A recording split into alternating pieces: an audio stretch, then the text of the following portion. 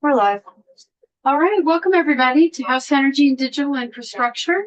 It is Wednesday, April 22nd, and we are going to have a committee conversation about the bills that we've been taking testimony on to see what the next steps are for each. So S-138 we're done with. That was our CPACE bill, and we scooped that out and sent it over to Commerce. And I know that they have dumped that language into their economic development bill, which I believe is S-327. And I think they voted it out. So I am not sure where it is on its journey, but we are done with that bill. And I believe the only change they made, and I haven't pulled it up to look at the language yet, but I talked to Chair Marcotte. And I think the change that Commerce made was to allow the lender to be the administrator. We had language in prohibiting the lender from being the administrator. And but we were kind of hung up on, whether that was right or what to do. And we're hoping they would take a look at that, and they did. And I don't want to speak for the committee, but it sounds to me like they landed on the belief that asking municipalities, for example, to be loan administrators would be a real barrier to uptake. So I can't shed any further light than that. If anybody wants to check in with colleagues on Commerce to find out why they made that decision, you can do that. And I think it will be, I assume it's going to be coming to the floor soon. So like I said, I haven't talked to Chair Marcotte today, but he did catch me late last week to let me know they had made that change. So I don't know what their bill number is. I think it says 327. And I think they voted it out. So whether it's just coming to the floor or Ways and Means right now. has to go to Ways and Means. Okay. So that's that. Then S-219 Energy Navigators. And I'm just jotting some notes here. So I think we've taken all the testimony that we need to take on S-219. Unless anybody else needs to hear from anybody more.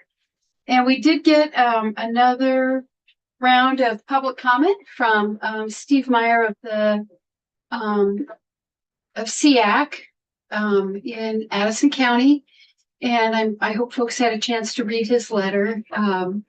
Essentially the pitch that he is making is that this bill does not roll out their program or mandate their program or expand their program statewide, that it is essentially $35,000 for a study. So I'm not sure what thoughts folks have on S-219. I hear his point. I'd be happy to bring it to a vote, and I would vote yes. But I do think we need to, at least for now, decide so that we don't spend time on further testimony if we're not going to advance it. Did we hear from DPS on that? We did. Let's look back and see what we said. And you remember what? I mean, it's kind of like they're already doing part of the study. They but were not going all to of issue it. their RFP, their contract in a couple of weeks. In fact, that should be out now. That should be issuing that contract. We're basically doing the same thing. That was my question. I couldn't remember how much overlap there was on what they were already going to do. As he put it, it would complement what they were doing, which tells me it's doing what they're doing.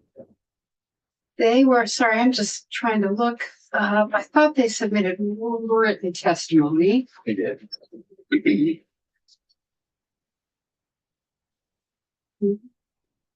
Okay. This documents.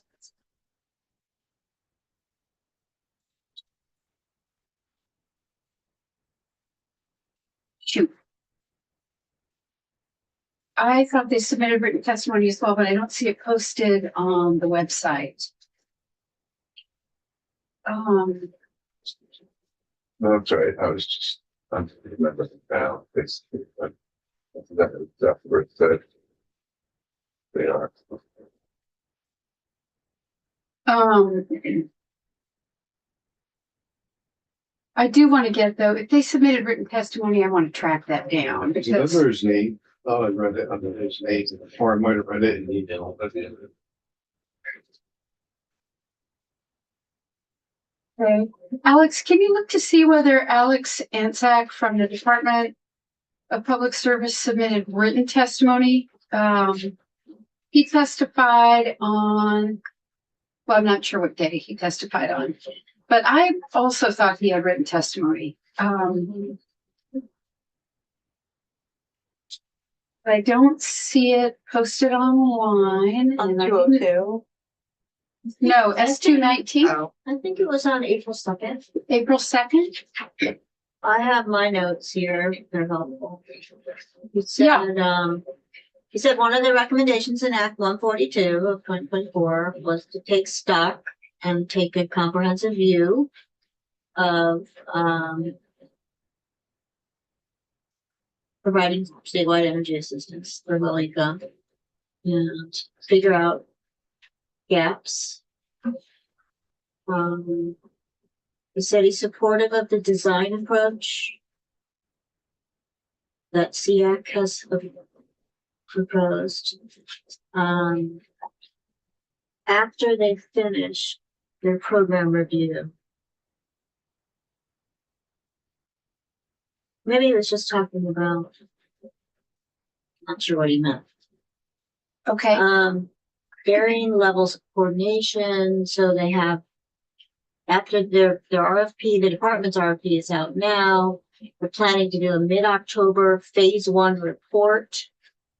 And then the second phase of the work will be looking at a coordinating structure. Recommending design of the program. Whatever. Yeah. So I don't know. I didn't write down like in support or anything like that. I took away a kind of a neutral feeling. Let me look Yeah. and see whether and I'm going to write to him. Sorry, great notes. I'm going to write to him right now and ask if he submitted written testimony. I'm not seeing anything in my email. Oh, I know what he was saying. He was saying that when you have comprehensive offerings, and we heard this, I think, from EDT as well, and you make things turnkey for low income, you get good results. I have DPS. Yeah. Generally supportive of exploring program design. That was very similar to what you said, right, Derek?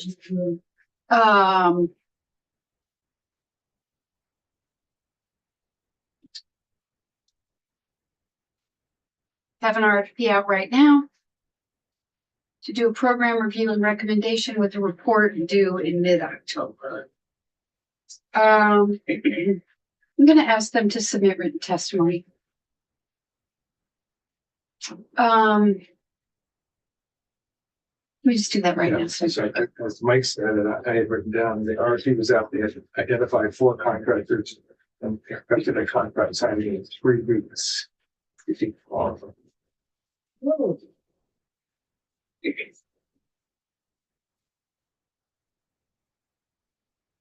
I don't have super strong feelings about this bill. I felt strongly about it. I could go with it. My inclination is to let DPS do its thing, and then if there are gaps, let's revisit it. I am in favor of getting more information out there. For sure, we'll need it, but I'm sure that's what it's going out there is. I just wrote to DPS to ask if they had submitted written testimony. I'd like to get that on the record regardless of what we do. Yeah. I'm a little anxious about basing something this technical on a volunteer base, as opposed to people who have actually experience with building and building science and that's what I'm tripping out on. Efficiency Vermont spoke to that. Yeah. And that resonated with me. I mean, just. Yeah. It seems. I mean, I certainly see a need for this kind of a role. But I wonder if it wouldn't be better strengthening what the WAFs do for the low income community, what EBT does and utilities do for people who can pay for this kind of service, rather than creating another director. Yeah, I don't like redundancy. Yeah. Is the role of the energy navigators technical, or is it simply to be able to tell people, Well, if you need an energy audit, here's who you call, here's the weatherization programs in the state, you can apply to them, etc. well, they start to get into project management and advising people about contractors and what bids, what sort of form bids, what bids are better than other bids. So there's a question how far they will go.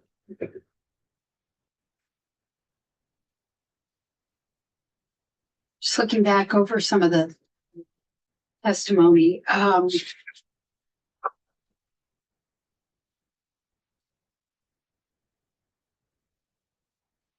Because I'm sort of inclined to let PSD do its thing and revisit this next year. Whoever's here. Yep. Right. My notes on Alan's thing was 219 was redundant. That's what I'm thinking. all right, well, I've written to DPS because I can't find written testimony to refer back to. So why don't we wait to hear from DPS, and then everybody can review all the other testimony that we have in hand, including the more recent letters from Steve at SEAC and from Efficiency Vermont and NITO. And why don't we try to decide in a day or two? I'm sure we'll hear back from DPS soon, whether we're going to bring this to a vote or not. Well, we hear from everybody else today.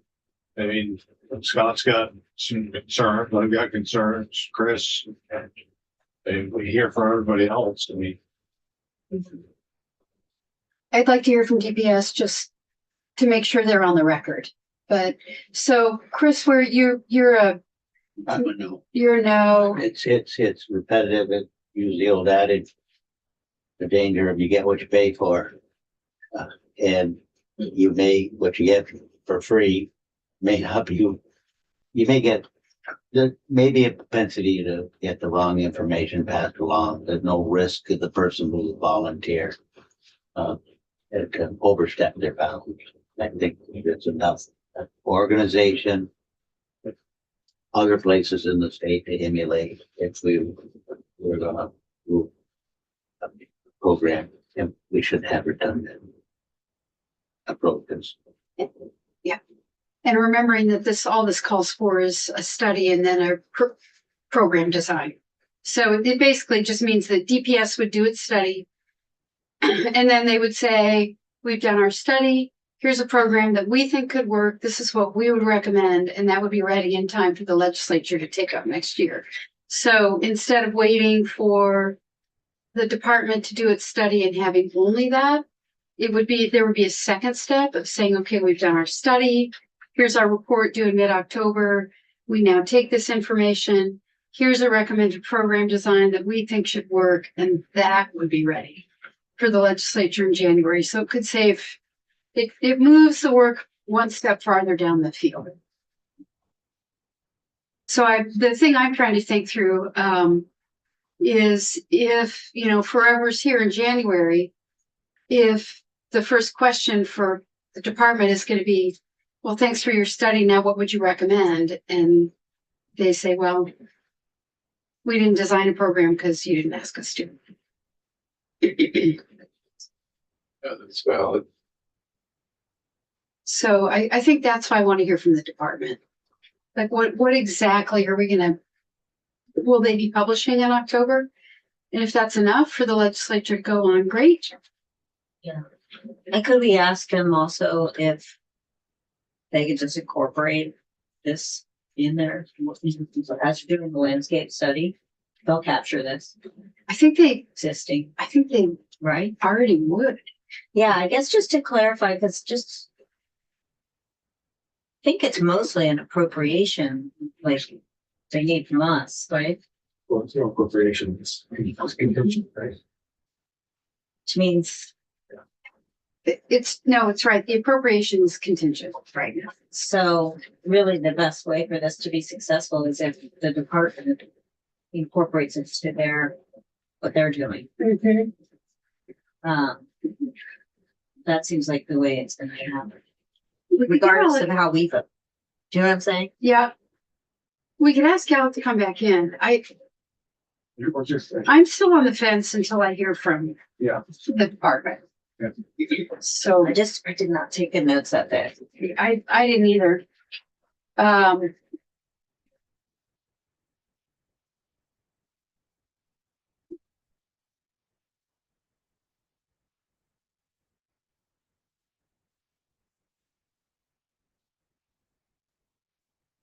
Okay, I've asked him if he could just come back. Okay, so that's 219. We'll hear from the department, and then I think we can just either vote on it or say we're just, say we're not going to vote on it and let the Senate know why. What we've decided and why. Okay, so that's that. Then water meters and water meters. Okay, let me get that bill out.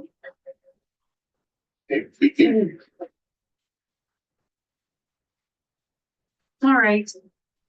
So this bill, I feel like this bill merits a vote. And I can tell you what I can tell you what I think. I think that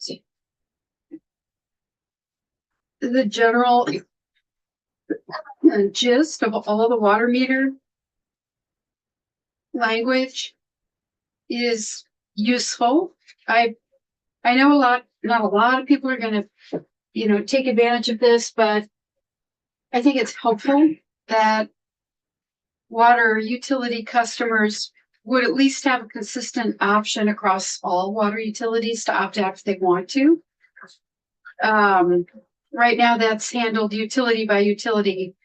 So there's kind of a patchwork. It's not consistent. And so I think there's benefit to having it be consistent statewide. I think people who want to opt out should be able to. I do think that the customer should pay for it.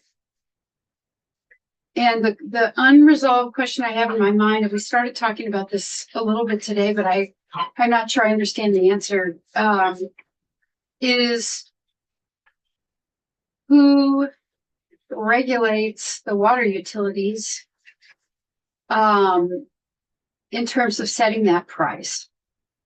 And I do not know the answer to that. So if every utility can set whatever price it wants without any oversight, that's probably not great. I would tend to think they'd be fair, but there wouldn't be any consistency there either.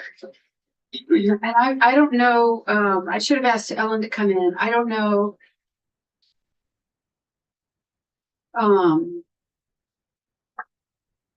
I don't know how that works, and I'm not sure that we talked about it.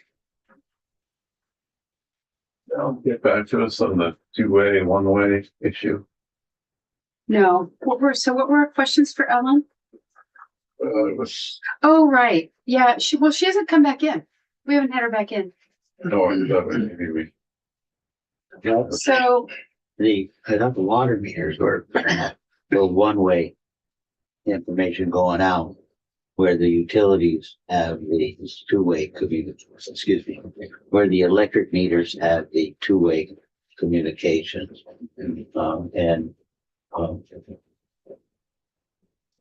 WEC testified today that they had been using this power here, which was also mentioned as a photo cell. Yeah, but they're going now with the radio at somewhere in the 900 to 920 megahertz radio frequency. And WEC also testified that there was continuous, meaning 24/7 versus there's some inference on the internet that a utility could just turn them on and off to get their data, be intermittent. So that's the output on it. I asked them for the wattage that they were using. And they're supposed to get back to us at the megahertz gain or rebounding power. Frequency that he attested. I think he attested to the same frequency. There's another band in kilohertz on the internet that they're available, and that might be the wavelength that the water frequency more at the AM type megahertz rather than kilohertz.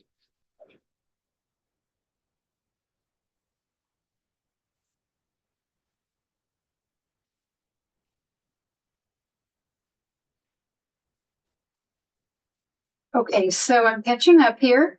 But So, I have some concerns with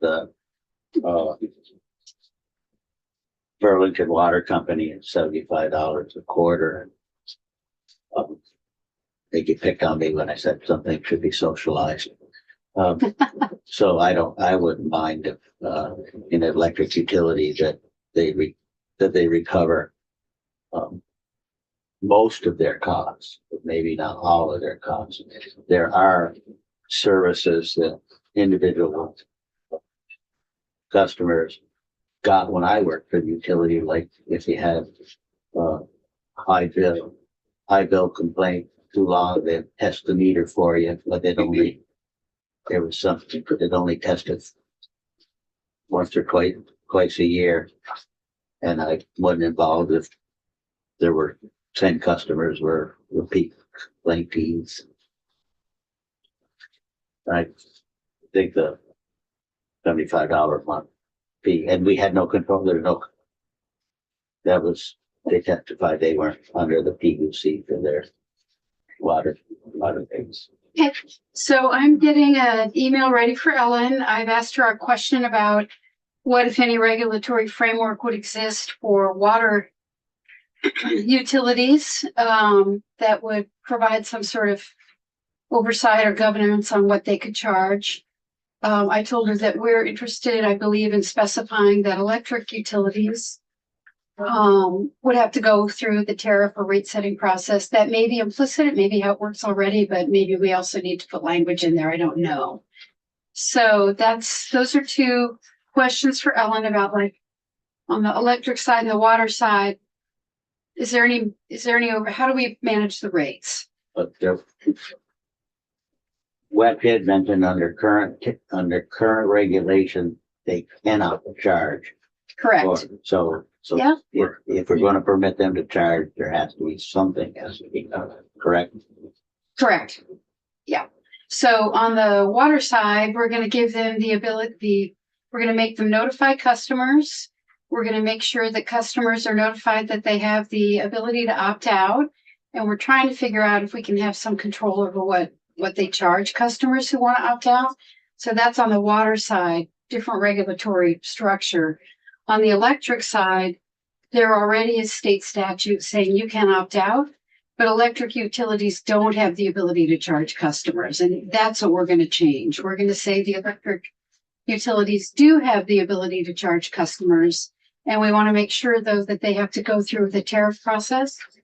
And so that they're not just charging whatever they want, that there's some kind of, justification.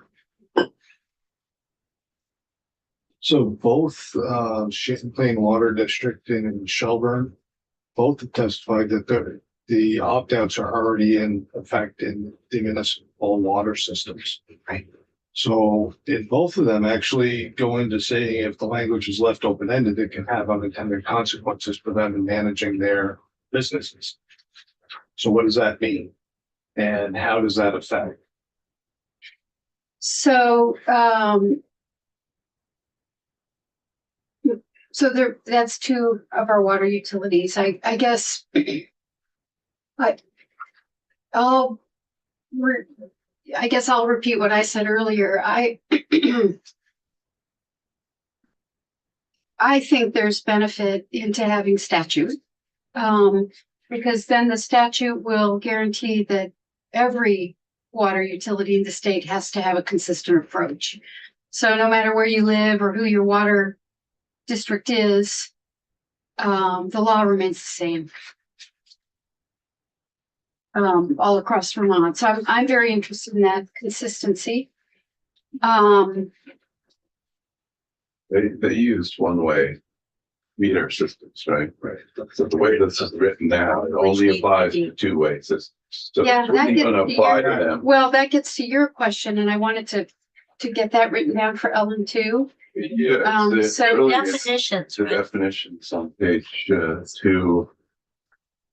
No, and then it repeats it in the electric section, but all the electric ones are two ways now, right? So that doesn't matter. So So, on page 2, lines, 15, that whole section there, it specifically line 17 says two-way. okay, And then it so, refers to that definition in the rest of the bill. So, so on page 2, line 17, 18, the language calls out two-way communication. I thought the water companies were thinking they go in there two-way. Oh, the only reason they would do that is they wanted to be able to shut it off. But they don't do that. So what we learned in testimony that not all water meters most are of two-way, most of one One way. yeah, most are one-way. One way. Yeah. yeah, it's Which is why. So we want to be sure the bill captures There's that too. both the current and future technology. Do I have that right? We learned that not all water meters are two-way, most are one-way. We want to be sure the bill captures both the current and future technology. That water utilities are using. One way, two-way, okay? Just both of those entities don't feel it's necessary. Right. And I'm having a hard time with the water versus electric, because electric is a standalone different altogether. The water, the municipalities, some of them don't even have meters, they don't even meter their water. Right. And now we're looking at trying to put legislation on something that they already deal with, and there's never anybody complaining about it. We don't hear about it. And take the water section out. Is that what you're saying? yeah, I mean, if the whole thing is to look at the electric part, because that seems to be where we're keying in on is those utilities. The water part seems just so minimal. I don't understand why we're going to try and regulate that further. And Well, it's not even, regulated at all right now. right, but Do we need? if we put regulation on it, that means somebody's going to have to put an enforcement tool or mechanism in place. We don't have that, and we don't know who's going to do that. We don't enforce it with the electric utilities. It's been statute for But a they long go to time. the PUC complaint. So there is a mechanism that they can go with a complaint. Right now, there is not for the water. And if we create something, then we have to have somebody that's going to be able to take those complaints and do something with them. I think it was either Champlain or Shelburne testified that there are multiple levels of recourse. So you could- Within their own boards, there's, Yeah, but I'm talking about at the state level because now we're mandating state law. Thinking if, a water company does decide to put in smart meters, someone wants to opt out. The water company says, all right, that's $75 a month. They don't have anywhere to turn to for relief from that. They go to the board, the water board, and that's it. Yeah. So, but if we put something in play and it becomes state law, and then, okay, so if they don't get what they want from the water board, what's the next step for them? Just live with it? And I don't think that would be a problem because it would be state law that they're allowed to opt out. I mean, the company would be breaking state law. So, I just heard those two in particular when they testified that there's just no need for this. And that's, I'm listening to that. yeah, And you're talking about the largest water company in the state saying that it's not necessary. I guess I'm more inclined to listen to Vermonters who might want to opt out. So the companies are, But they can opt out on the water. They already do. It's If- replacing both. yeah, unless they change their policy or decide they don't want to let people opt out. And it's those two. There are lots of other water systems in the state.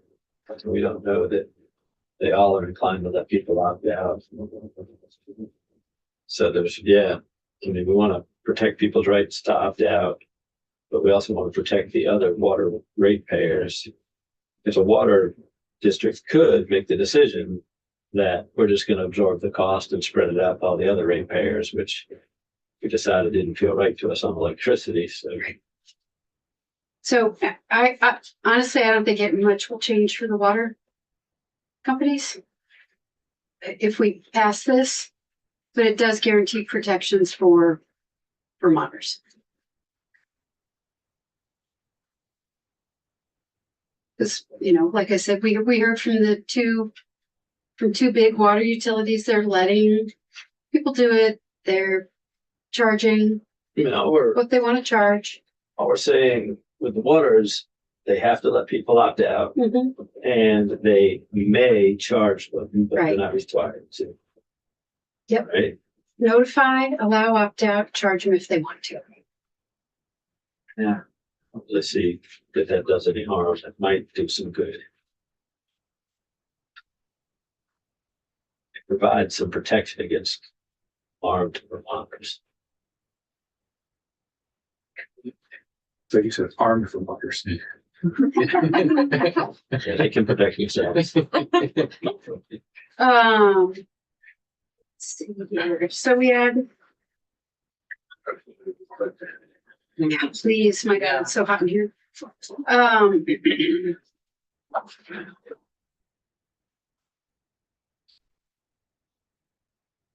I'm just looking through some of my notes.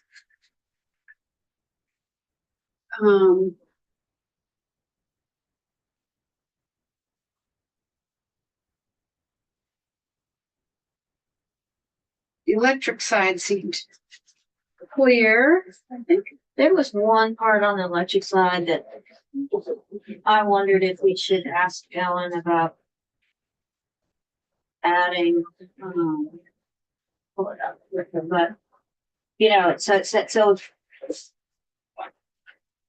the electric companies will have the ability to bill as approved by the Public Utilities Commission. I think we should just add that last bit, as approved. by the Because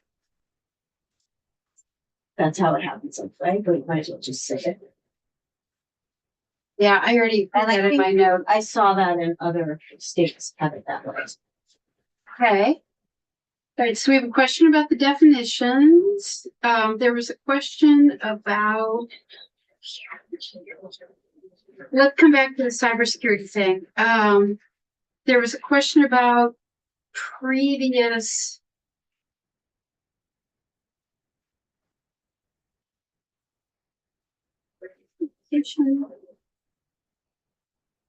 On page 5, we had a question about page 5 on 5.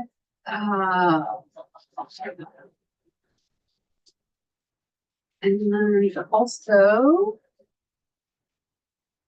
page 7, line 3. Line 3. Without incurring any charge or such removal. I think that we would like to I think we talked about deleting this so that if you want it removed from your an existing meter removed, that you can also have that option, but similarly, the customer would have to pay for that.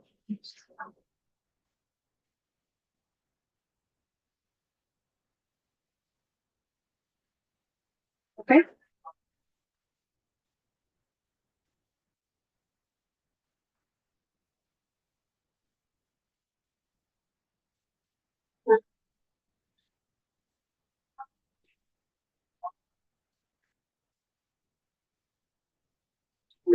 The invitation is also referred to on page 4. Okay, where's the second one? Page 4, line 14. Okay. Here's again on page 4, line 14 and 15. 14, 15, in regards to electric utilities. Oh, no, that's the, this, Okay. Just want to make sure the two-way definition. It's where it, whenever it is used. Okay. That for, okay, right. Throughout. Okay,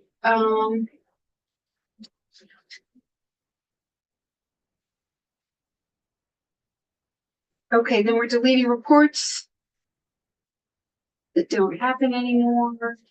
Okay, back to the cyber. On page 3, we took testimony from ADS that this language wasn't necessary. That ANR can already request this. And that the Cybersecurity Council could do this if they want to already. It also does no harm to leave it in there. I did talk to Secretary Riley Hughes about this when she was in the other day, and they're sort of neutral about it, to be honest. It's not necessary, but it doesn't, if you want to leave it in there to make it clear, fine. One reason to leave it in is that we had talked about whether we want to scoot in there some language from H560 about adding legislators to the Cybersecurity Advisory Council. Oh, right. Yes. I'm not for doing that. Really? Adding legislators to the Cybersecurity Council? Or adding it into this bill. Okay, That's a general rule. If we want to do cybersecurity, we should do that on its standalone. And add in what's wanted and make it clear and concise. Muddying it up into this when we hear everybody say it's not necessary, needed. Let's just stick to what this bill is and not muddy it any further. And it's not a cybersecurity risk for the water. Everybody has testified to that, and I don't believe that it's necessary in this bill. Yeah, if we leave that this in, and actually the whole thing about radio frequency communications off of any metering devices, seems like it would be good to put something in, maybe a finding or something that these things, there's no evidence that they are causing harm. Just so this, we're sending the message that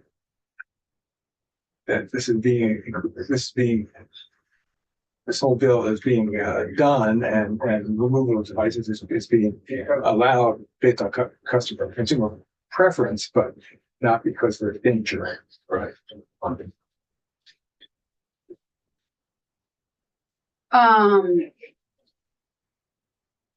It was we have that study up on our website, right? Folks want to do that? Add a couple of findings up top? I think that would suffice, and then we take those pieces out. Or we can leave them in, it should be for the purpose of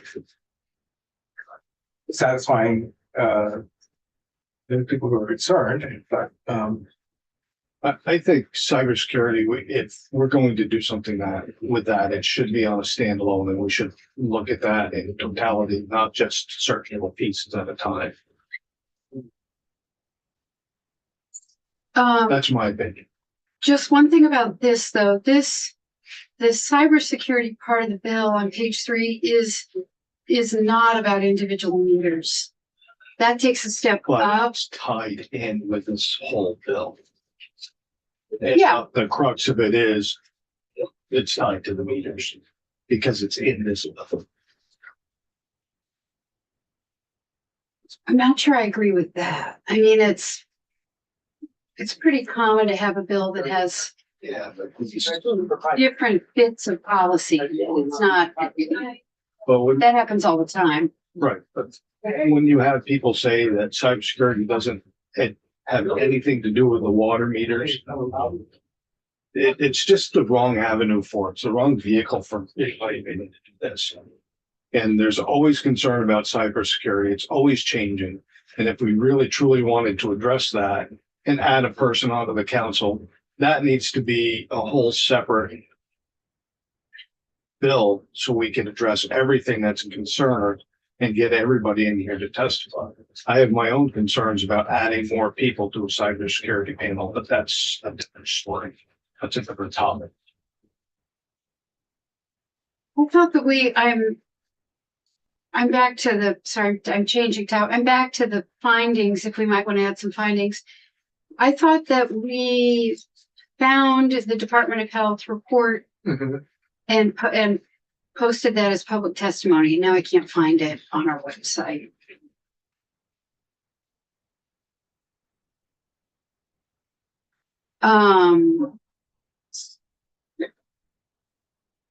Was referenced in someone's testimony. Yeah.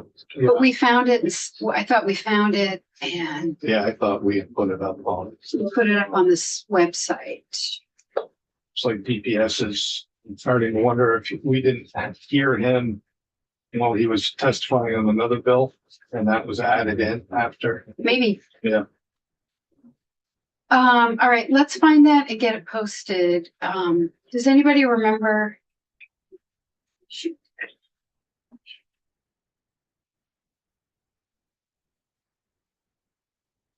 We just wanted to find out where the prize.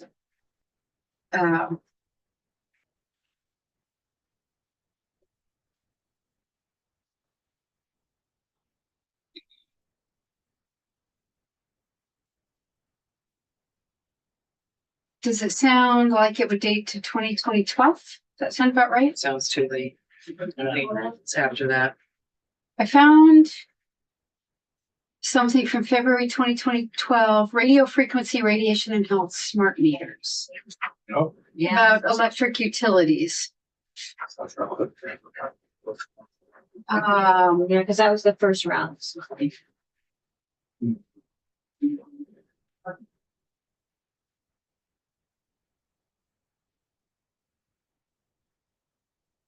you're looking at stick there. Well, this is what I pulled off, and I showed it to Laura, and Laura says that, yeah, this was just a brief report, and there was some huge report. There's a huge report. Yeah, 200 pages or something. Yeah. That's what and I thought it was more It was a study that was done. So one of the years that we reauthorized the cell towers, Mhm. we had a big RF discussion, and so we included another study on RF. And the Department of Health did this big report. And so I came in at 15, so it's after 15. I think it was like 17. Okay, I'm 17 looking. or 18. I know, I'm also trying to find it. There's the one from 2019. That's it. Okay, where's that? I just found it online, but I can email it to you to see if it's the If one. that's the one? Yeah. Okay, yeah, send the link. Maybe we could add some findings, like whoever suggested that said. Does that Scott? You-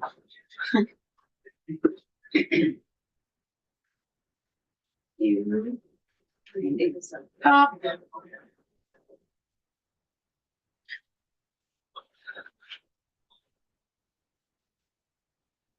Once.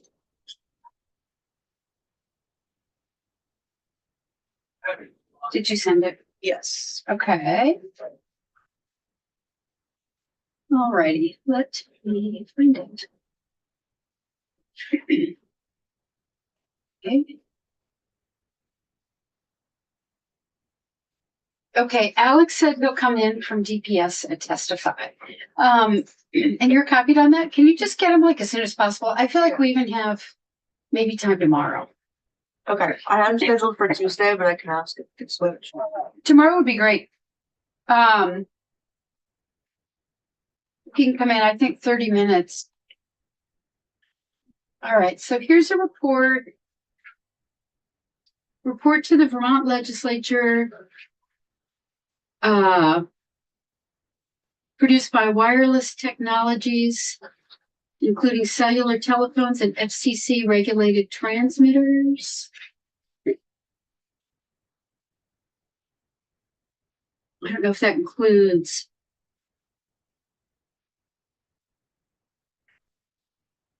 It's talking about wireless technology. No, it just came to me. I'm gonna send this to everybody. Tell me if you think this is the right one. I don't immediately see smart meters in there, but. Well, Ellen can find it. I mean,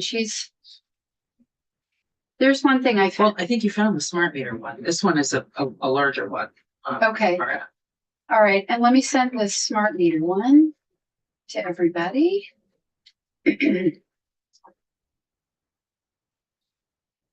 Okay, so Alex, you have the big one and now you have the smart meter report. Okay. Could you please get those posted?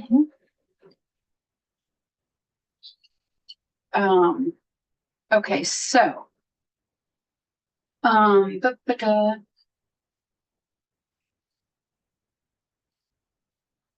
Smart meters do not pose.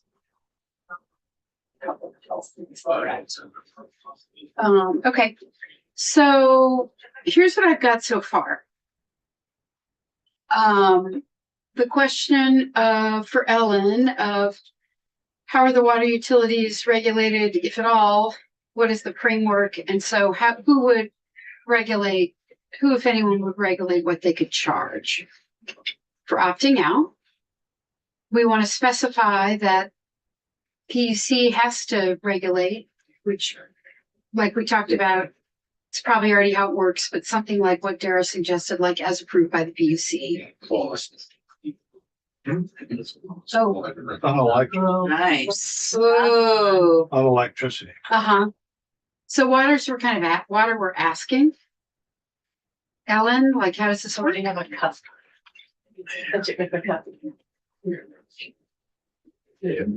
Are you doing? I'm just gonna send them out. He's our safety officer. Yeah, yeah. Yeah. I don't feel safe. That's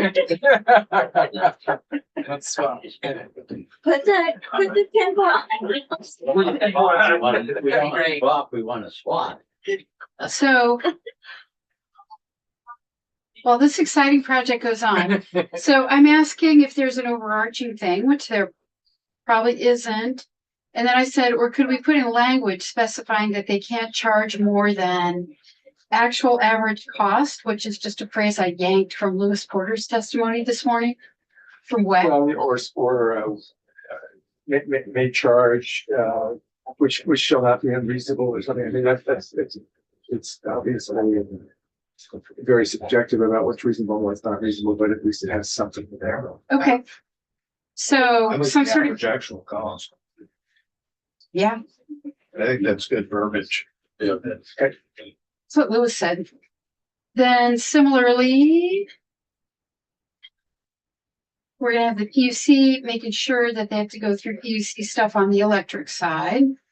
I've got a whole rambling question for her about the definition of two-way and how and where that applies, and it's throughout the bill.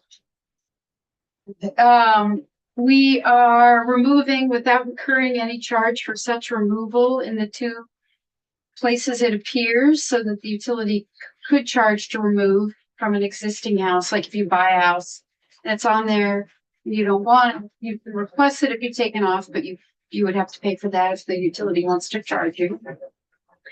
Then we have some interest in adding a couple findings. And I'm just gonna say we have posted 2 studies on our committee webpage.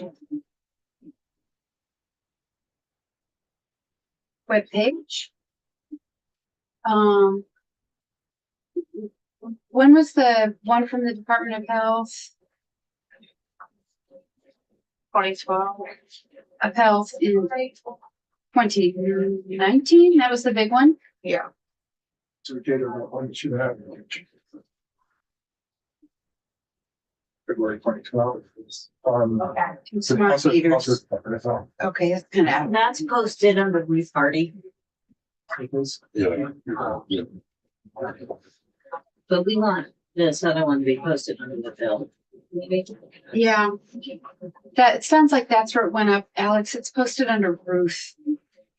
And we should make sure it's labeled Vermont Department of Health or whoever published the actual. Okay. And then, how do folks feel about the cybersecurity stuff? I mean, I don't have strong feelings. I've taken it up. I feel pretty strongly about keeping it in. Adding it, well, not this, but adding in the council. Okay, well, I feel like we have to keep one to keep the other. Do you know what I mean? I don't think we can take this out and then just randomly. Is there another bill that we can put the cybersecurity council on? I don't know. I mean, we've been trying to get notification and involvement in the legislature and the judiciary for, Evs. yeah, the administration proposed it. So, I mean, when the Christmas tree comes back in theory, but I mean, it's not really connected to the Christmas tree. Is the Christmas tree coming back? I Is think it? it is. Well, I think so. Let's look up there. If it doesn't Let's come look back, up our it's not tree. really a Christmas tree. Our tree went on to. What's the number of the tree? H940.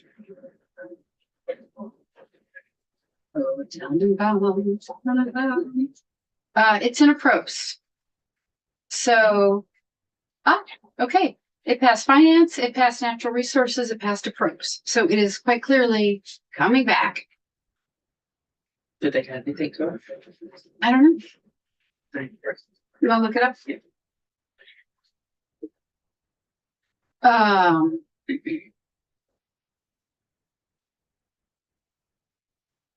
There's another vehicle for the cyber Stuff. council. I'm happy to take this out.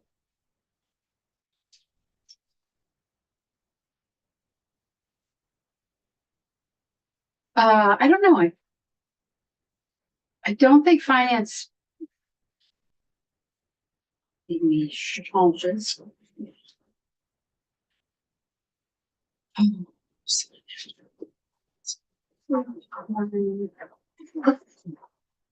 I'm just trying to find it, guys. Let's see.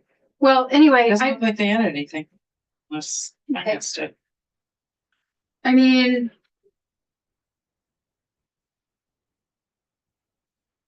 We could, That's the 940, is that the number that? 940. I'm just trying to see if anybody made any changes. Doesn't look like. Okay. Natural to it. So how are people feeling? Okay, so I just went through the changes I'm gonna request from Ellen. water utilities, electric utilities, two-way definitions, charges, adding some findings, clarifying that they don't, that studies have found they don't pose a health threat, nonetheless. We're allowing the opt-outs. So it's kind of down to cybersecurity. Okay, setting all of that aside, who's a yes? 940s. Oh, okay, good. With 213? Yeah, 213, we're not deciding about the cyber, so setting the cybersecurity thing aside, who's yes? So the cybersecurity is aside. Just If it were, okay, if it's in, who's a yes on the bill, the cybersecurity stuff? And with the other changes that we've talked about. Okay. Is that right? Yeah, okay. Here's what I'm requesting. Water utilities, we say the average cost or nothing unreasonable. So we say something about they can't charge too much. Yeah. Electric utilities, we're gonna make it clear that they have to go through a tariff thing with the PUC. We're gonna figure out the whole two-way definition deeply. We're going to make it clear that you can get these meters removed from like a house you buy. If there's an existing one, you can get that taken off, but you might have to pay. We're going to add a couple findings. Okay, So sort of a lot of that changes, but okay. So in that form, does the cybersecurity thing change people's minds? Changes Mike's mind. Okay. We know why it's in there at all. Yeah, I think they just started talking about water. Oh, okay. And I think advanced meters are more susceptible to cyber attacks than dumb meters are. So as we contemplate going forward with advanced meters, potentially it does make sense that we want them to be cyber safe. I mean, what's the report you just sent around? They're Yeah. as of now, not connected to the internet. Right. So any attack would be somebody driving around and somehow hacking into a water meter that doesn't receive information. It does transmit information, but it doesn't receive information. So it's But I just want to reiterate, Number. yeah. but I want to reiterate something really important that I think we keep missing. This cybersecurity section is not about individual water meters. Yeah. That's true. It's not about that. This changes subjects a little bit and says we want to make sure that we have good guidance documents in place for public water systems. That's right. So we have to keep reminding ourselves, Not- we've changed topic. We're not talking about individual water meters. They're not a cybersecurity Right, threat. right. We're simply saying Right. that A&R can ask the Cybersecurity Council to develop best practice guidance for public water systems. Okay. And we heard neutral testimony on that. ACS was like, I was we don't need this, but do it if you want to. So it doesn't matter whether it's in or out. Yeah. However, So I actually think we're not paying enough attention to these types of things. I actually think we probably should keep it in there. But what if we were to ask for testimony? Some more testimony on it. I mean, there's reports out there right now, like. I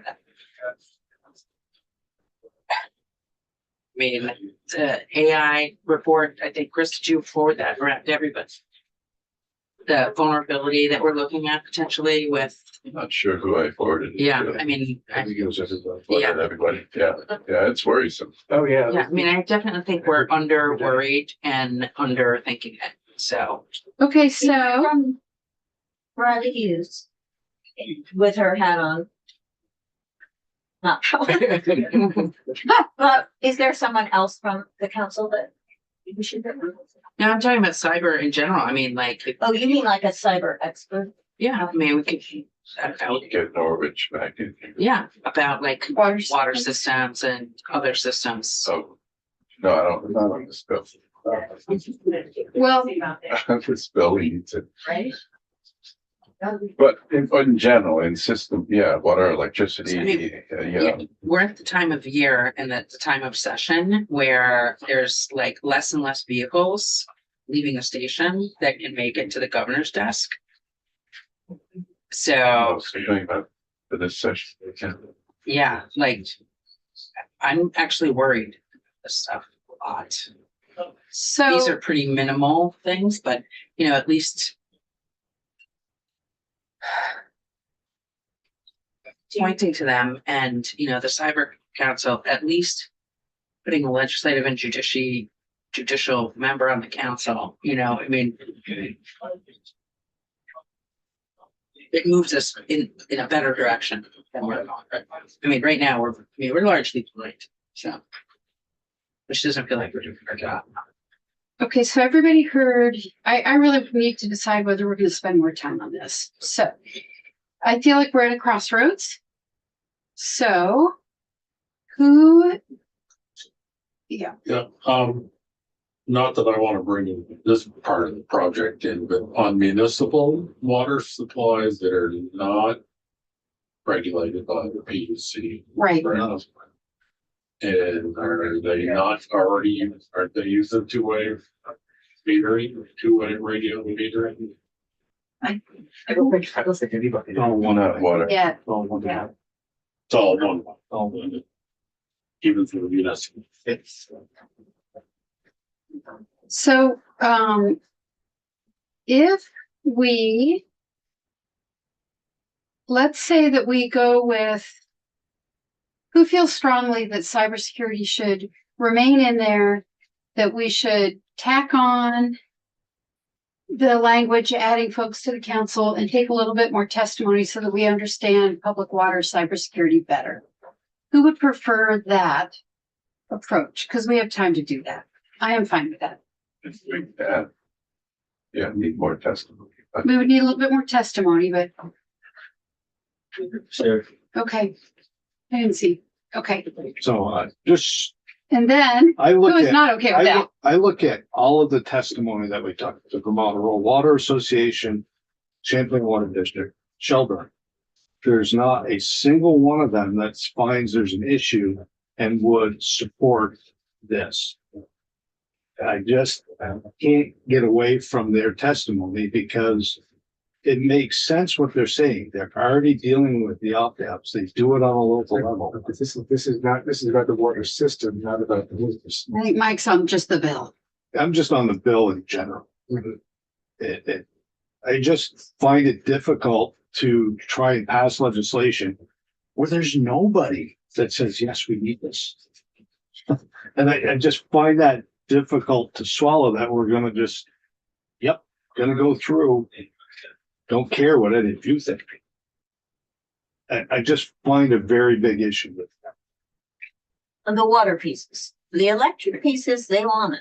The electric piece, to me, is a separate piece of this. Because it got added in as soon as this came up, then everybody goes running in to throw something on a bill instead of keeping it clean. We muddy it. Electrical is different animal.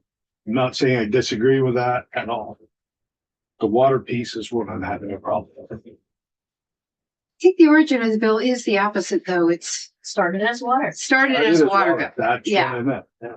So, I guess I am fairly accustomed to, from my point of view, it's not that I don't care what the water utilities think. I just don't think it'll actually change their world much. And if we wanted to, we don't have time. And I'm not inviting this because I don't think it's necessary, but we certainly could have invited a whole round of testimony from all the people who want to opt out. So it's a dynamic we often see, right? The company doesn't want to change their practice. They don't want to do the thing. They don't want to change what they're doing versus the individual Vermonter who does want that. And I just want to emphasize, I don't think this bill merits a big hue and cry. I think we just decide, from my point of view, if there are 800 people out there, who want their water meter taken off their house, I want to make sure that no matter who their water utility is, that there's a consistent policy. Yeah, and I understand that. That's more I'm. And I agree with that to a point, but when the one person who was the start of this bill with their senator was invited to come in and testify and they would not. Well, maybe they were intimidated. Yeah, mean, I'm just saying that if it's truly something somebody's passionate about and want to get behind, we would have submitted some kind of testimony, writing or in person. Brett? For what it's worth, I had this vague feeling, so I just went to spend some time on Burlington Public Works. They do have two-way water meter communication in Burlington. Radio frequency AMI. So maybe then we just have to add the one-way definition. One more data point. Sort our way through this. Okay. Okay, so getting back to the cyber thing. Rep Southworth, you might just be a no on this bill, period, which I totally I'm respect. trying not to be. I know. I'm just trying to figure. Come on, man. Nobody is Try harder. listening to anything. You people are That's what's difficult. Who's not listening? Well, everybody that raises their hands, yep, it's gonna go. It just, I'm listening to what the people have been testifying to. And they're trying to understand why we can't listen to that. That's all. I I'm not saying I'm a complete, I could be a no on, or a yes on this bill if we just look at different pieces of it. listened to the testimony and I don't agree with them. Maybe I need to be more blunt.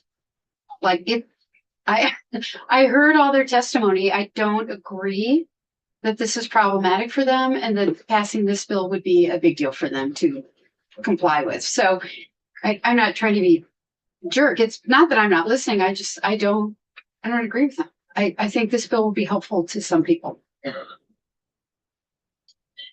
So I'm willing to say to the water companies, I heard you, I understand that you would rather not, but we're gonna do this.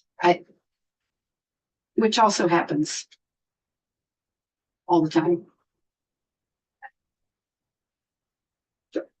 I am listening. I don't agree. I think we should do it. Do we, I'm sorry, does anyone recall, what did GMP said their total number of meters is? 250,000, Yeah, And they got 8,000 that are out, so that's 800. eight over. I thought it was 8,000. Yeah, 8,000, that's shade over 3%. Right, 8,000.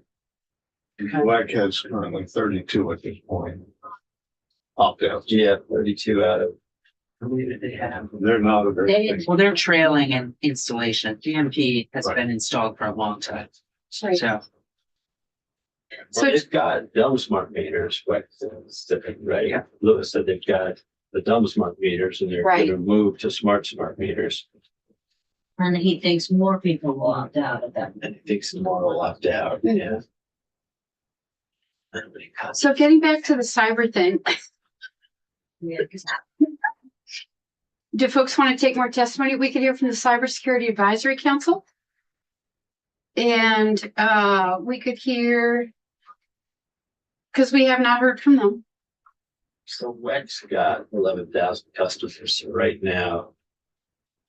They're at 1/3%, so it feels to me like the percent of people choosing to opt out of advanced infrastructure meters for water is gonna not be, it's gonna be in like at most 3-4%. So I agree. It doesn't feel like it's gonna be a big burden on the water companies. And we're allowing them to charge if someone chooses to opt out. And if it's more than that, it means there are a lot of people who want to opt out. So we should, feels like we ought to give them that option. So feel like there is value to, I think we can protect Vermonters who want to opt out as water systems start putting in more advanced meters, we can protect the Vermonters who want to opt out and give the water utility the right to charge or not as they see fit. It just doesn't, I tend to agree. It does not feel like a burden to me on the water. There may be some upside, very little downside. Okay, so to really try to focus on our next step and not feel like we're all repeating ourselves, including me. So I am not going to do that anymore. What we need to decide is what we're going to do with the cybersecurity section. We either pull the whole thing and we don't address that, but I think we have some strong opposition to that. Rep. Sibilia definitely wants to keep it in, and I think she'd like to consider whether we should add members. So what testimony do we need to hear to make a decision about that? We need to hear from the Cybersecurity Advisory Council. And who else would we need to hear from? We've got ANR and ADS involved in the cyber piece, right? For the council? Yeah, right now it says that upon the recommendation of ANR. We already heard from ANR on this bill. Let's see what they said. So for the council, we could hear from our IT and judiciary's IT. I mean, we did hear from a member of the council. Of the cybersecurity council. Yeah. Yeah, so From not, Clean Water District. yeah, but we didn't Oh, yeah, hear, two. Yeah. And Denise. yes, and so the cybersecurity council says that we would add representatives from the other two branches of government who are currently blind to this. That's, so, I mean, that's. If you ever hear the saying, too many people in a boat cause leaks? That's what I'm concerned about.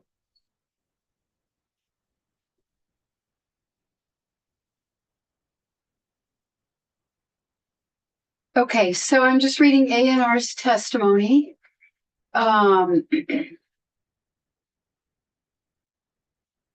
agency's testimony in the Senate was largely focused on the cybersecurity provisions. This is ANR. Cybersecurity provisions in Section 2.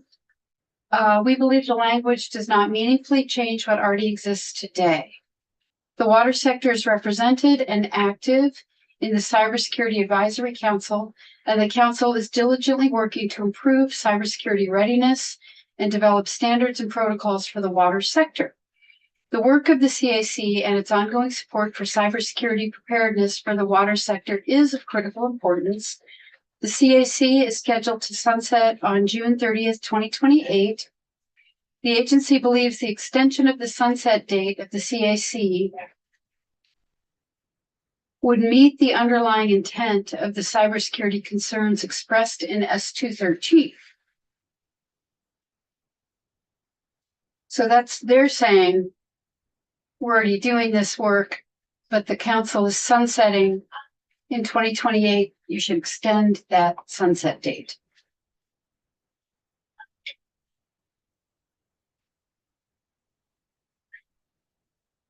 And was that again, ANR? That was Brian Redmond. Sunset date of the council itself, Mhm. I probably bet that something's gonna be coming out with that sunset from the Senate. They're not gonna sunset a cybersecurity council. Okay, so here is my proposal. Why don't we allow a couple days? I'm going to ask Ellen to make all the changes we talked about to the whole rest of the bill. I was going to say, can we find another vehicle for the cybersecurity? Yeah, you know what, let's do that. Let's just do that. But what would it be? I don't know, I will work on that. Okay, Let's move this. okay. So, because there's the sunset issue, okay. So I'm going to say for now, strike.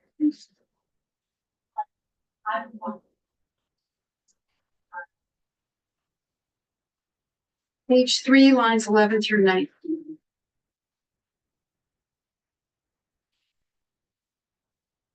Read the Cybersecurity Council.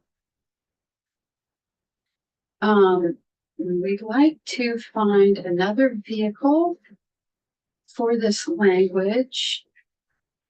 Sibilia is working on that. And maybe also extend the sunset date of the CAC and add a legislator and a judicial. Add reps from legislative and judiciary to the CAC per the language. In. What was your bill number? Do you know? Oh, I have it.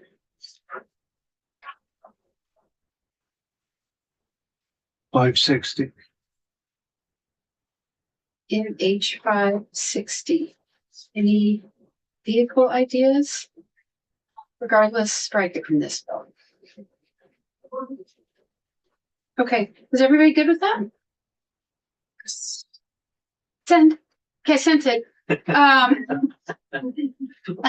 Okay, great. We'll hear back from Ellen on that. So we don't need to schedule any more testimony right now. Rep Sibilia has a homework assignment, which is to try to find another vehicle for this this language, H560, the sunset date, whole deal. What about that miscellaneous GovOps bill? That's what I'm looking at right now. Okay, the technical corrections bill. What's the bill on the wall that's related to cybersecurity company? H560.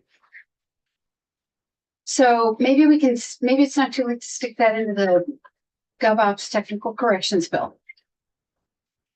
Okay, so that was, 202. My God, we're not done yet. 202. Okay, two things about 202. One is we have additional testimony from ISO. Let's talk about that. I sent that around. Should be posted. And I think that is the last scrap on 202.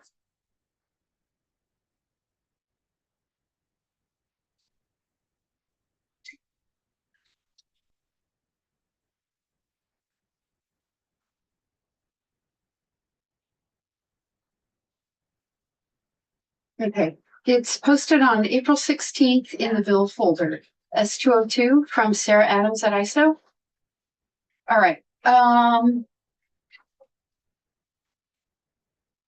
Okay, so they watched and reviewed the April 14th testimony from UL. They understand now that UL 3700 is a thing, not just a white paper.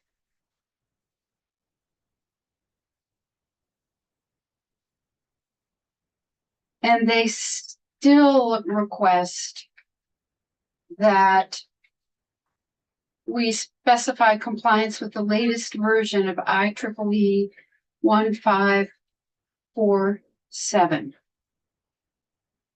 Rep Southworth? So I compared that letter against UL 3700 to see if there was compliance with the way they want it to be, and it's not.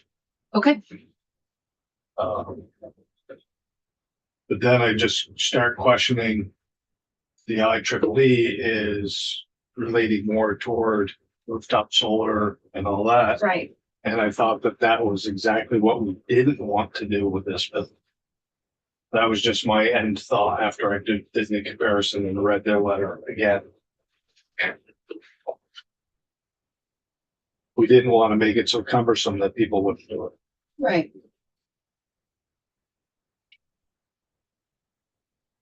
Can you say more about, so the IEEE 1547 has to do with, It's more in line with rooftop and regular wired in solar panels into a building. Whether it be rooftop or an array on your back lawn. It's more geared toward that, the way I interpreted it. But it is referenced in 37. It is referenced, but for only certain pieces of it, the way that it interconnects in the building and how it trips and so on. So it is in there, but it's not to the extent that they want it to be in there. And their written testimony does say IEEE 1547-2018 establishes the required settings and performance behavior that must be enabled to ensure reliable interaction with the electric grid, including voltage and frequency rider and reactive power and coordinated response. These are, I mean, generally not intended to be putting anything into the grid. I think they do sometimes, right? No one's running any power in the house, the thing's plugged in, but it'll be a small amount. Right, and I think in all fairness to ISO, they're looking at this taking off considerably within the state. And with Wright, they're thinking, okay, if everybody does this, all of a sudden there's gonna be a power spike. Yeah, if there's 10,000. A load spike myself. I understand where they're coming from, it's not addressed in UL 3700, what they want. I'm reading UL's second round of testimony. UL 3700 requires that plug-in PV inverters behave in a manner consistent with the technical requirements in IEEE 1547 and IEEE 1547.1 for interconnection, including voltage and frequency response, abnormal condition behavior, and similar PIPV output protection issues. It doesn't go to 2018. So that's the difference. I'm comfortable with 3700 myself. And I would agree with that as well. Okay. Report. I just want to see what Maine put in there, because we have the same kind of stuff, just to see. Okay, Maine. Because they've put, theirs is in law now. Okay. I was gonna look up Virginia, but you're right, we're not the same.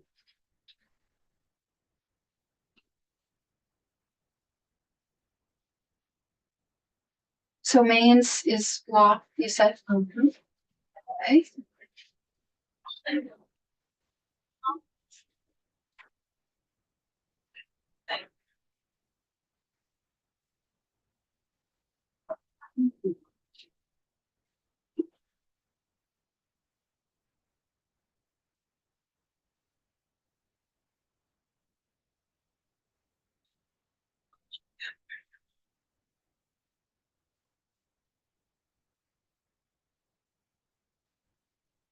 I think Virginia's laws are much harder to read. God. Like formatting people.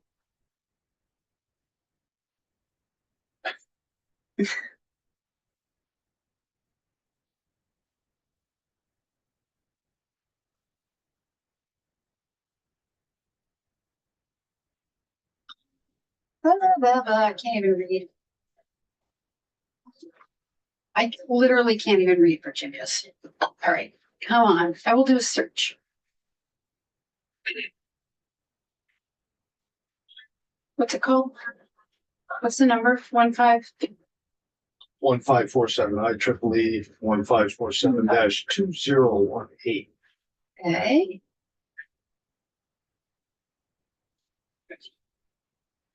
Let me search it.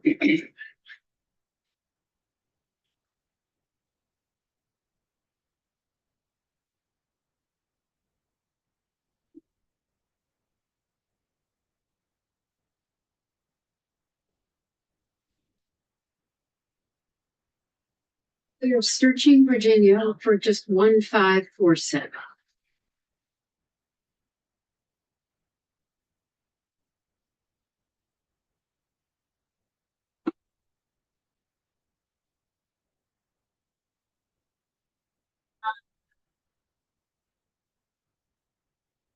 It's not in Virginia. So Okay, have UL 3700. Okay, Say, Main.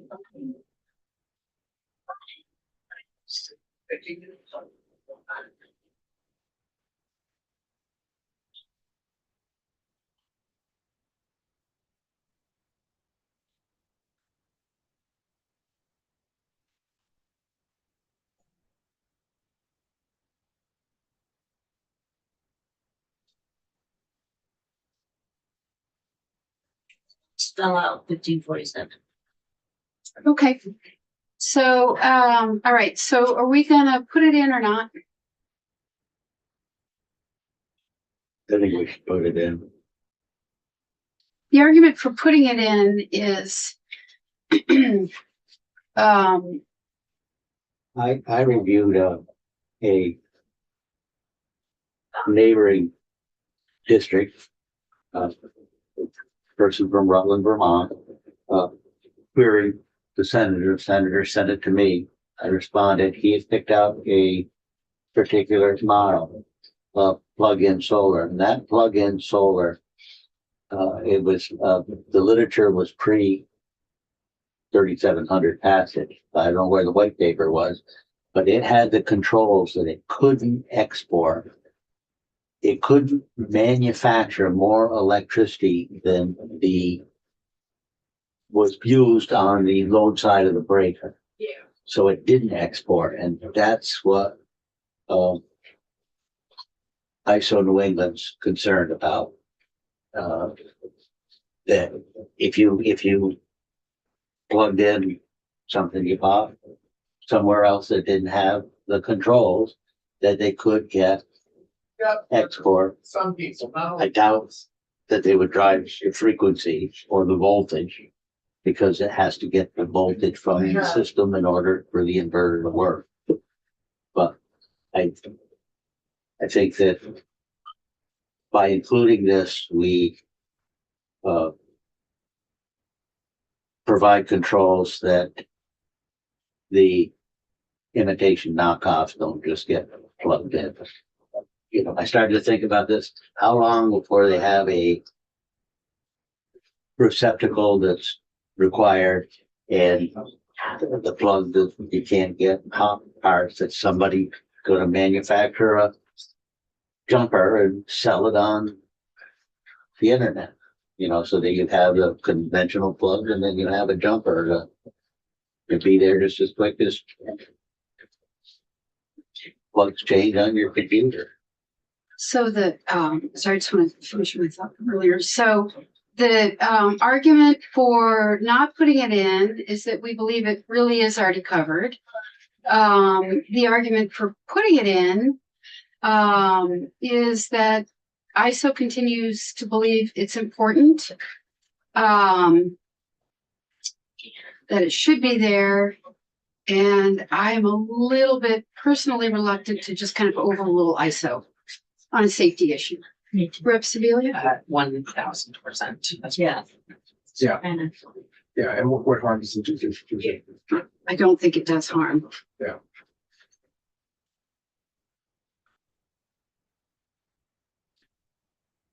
No, it's not gonna make it any harder for consumers, because they already have to get dedicated circuit and all that. It may make it a different requirement for manufacturers, but I think that's okay. Rep. Sibilia? I do have a question, if I might ask, ISO's rep in the room. I don't know if they have the answer. Is that all right? Sure. Sure. So just the question of Maine's policy. Do you have any? I am not familiar with Maine's bill. I know they beat Vermont to the punch, but Gabrielle Molina down there at Martin. I haven't seen it. I do know that Virginia's has a report back on standards. So I think different states are doing different approaches. They will be in tomorrow if you want to ask specific questions to Sarah and Eric. You want to? Okay. Okay. I said no words. Oh, sorry. Sure. They're coming in tomorrow already, so we can continue to discuss this tomorrow. No, I am going to stab you. with chapstick only, and so it won't be. All right, so we'll continue this discussion tomorrow with ISO for 5 to 6 minutes.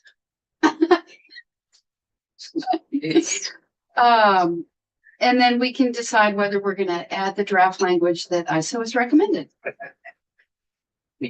Generally, it's supportive. Me too, I think we should just add it. But yeah, But we'll talk about it more. Okay, I mean, I don't care either way. okay. Just telling you what I read and Well- how I interpreted it. That was all. I think, close. honestly, I think you're probably right. So I'm not really questioning. I think it probably is covered, but I just don't want to cut any corners, and I just don't want ISO to ever come back and say, we've requested this, we asked for it in testimony, we haven't written testimony, and you know, when it comes to something pertaining to safety. So, all right, so we'll discuss that with ISO tomorrow. Then the other question is appliance standards. We were making good progress, and then we got hung up on motors. And Alex, we were gonna be needing more testimony on motors. The other thing we could do is I need to get a better sense of when our bills are coming back from the Senate. Whether we're suddenly gonna get super busy. Because we could hang 202 and just kind of wait for it. And see if we want to add appliance efficiency standards. Or we could resolve 202 tomorrow, vote it out, get that one done. And then as long as we know 940 is coming back, that's already a miscellaneous bill. And if we want to, we could add appliance standards to that. If you attach H600 and S202. Okay. Are you a no on H600 or on the efficiency standards period? Like that concept? Or does it matter where we put it? I'm not quite sure on the efficiency standards. And placing that into legislation in anticipation of the feds removing efficiency standards.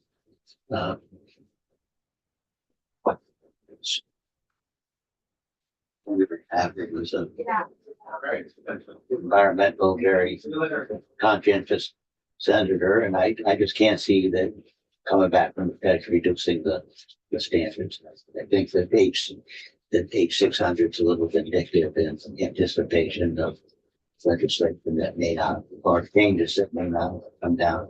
In order for H600 to take effect, the feds have to abandon everything, not just modify. Right, repeal. So I don't think it's necessary legislation.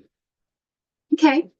So it doesn't sound like it matters where we put it. You don't like the idea. Well, I'm not a definite no, but I'm moving it pretty close Okay. to not necessary legislation.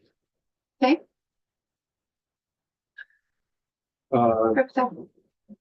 If it is truly just changing the date, which is just updating existing law, and we don't put in electric motors because I think we don't have time to learn enough about them in order to put them in there, I would be okay with H600 with just changing the date.